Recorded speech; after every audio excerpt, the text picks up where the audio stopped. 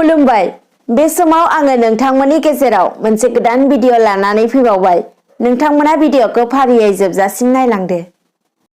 मोनसे दुखुनांथाव जाथाय।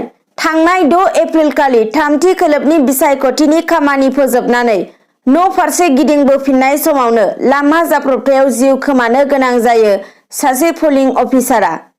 मिन्थिनो मोननाय बायदिब्ला बेलासिपारा महकुमायाव बिसायख'थिनि खामानियाव बिबान मोननाय बिजनीनि देवजित चौधुरी मुंनि फोरोंगिरिया बिबान फोजोबनानै मटर साइकेलजों थांगासिनो दंमोन।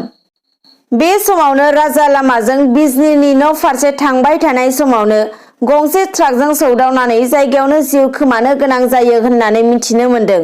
आरोबाव फैबावदो, उत्तर प्रदेशआव मोनसे गिख्रंथाव जाथाय जादों। सासे बिमाया गावनि मोजां मोनलायनायाव हेंथा सोमजिनायनि थाखाय 5 बोसोर बैसोनि उन्दै फिसाजोखौ बुथारनानै दैखराव गारहरदों। मिन्थिनो मोननाय बायदिब्ला 5 बोसोर बैसोनि फिसाजोखौ लानानै हलिनि समाव आइजोआ गावनि बिमा-बिफानि न'आव थांदोंमोन आरो 3 मार्च खालि गावनि फिसायनि न'आव गिदिंबोफिननायनि खोथा दंमोन।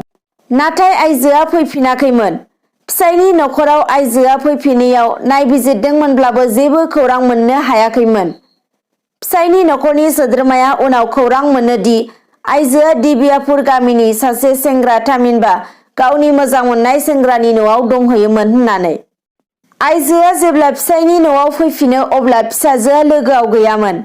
बिनि उनाव नखरनि सुबुंफोरा पुलिसखौ खौरां होनायाव पुलिसआ फिसाजोखौ नायगिदिंहैदों। उनाव पुलिसआ बलभद्रपुर गामिनि 500 मिटारसो गोजानाव थानाय दैखराव फिसाजोनि गोथै सह'खौ बोखांनो हादों होननानै मिथिनो मोन्दों।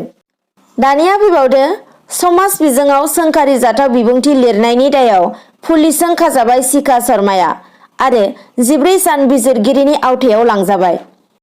पुलिस कमिशनार मुन्ना प्रसादआ फोरमायथिनाय बायदिब्ला शिखा शर्माखौ भारतारि आयेन खान्थिनि गेजेरजों माखासे अजदनि थाखाय बिजिरगिरिनि आवथायाव हरनाय जादों होननानै मिन्थिहोदों।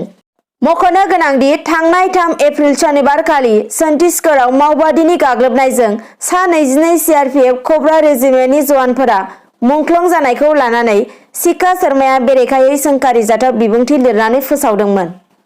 शिखा शर्माया समाज बिजोङाव लिरनानै फोसावदोंमोन दि बेथन लानानै साख्रि मावनाय सुबुङा डिउटियाव थानाय समाव थैयोब्ला मुंख्लं जाया।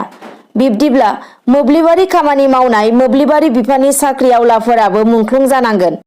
राइजोफोरनि गोसोखौ खौरां बिजोङाव आबेगिक खालामनो नाङा। बे बिबुंथिया नोजोराव गोग्लैनायनि उनावनो लिरगिरि शिखा शर्मानि हेंथायै गुवाहाटी गोजौ बिजिरसालिनि उकिल अमितेखा बरुवा आरो गुबुन सासे सेंग्रा नोगोरारिफोरा दिसपुर थानायाव एजाहार होदोंमोन।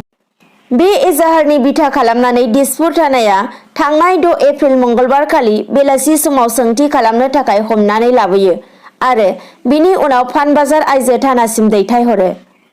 दिनैनि भिडिअआ बेखिनियानोसै। गोजोन्थों।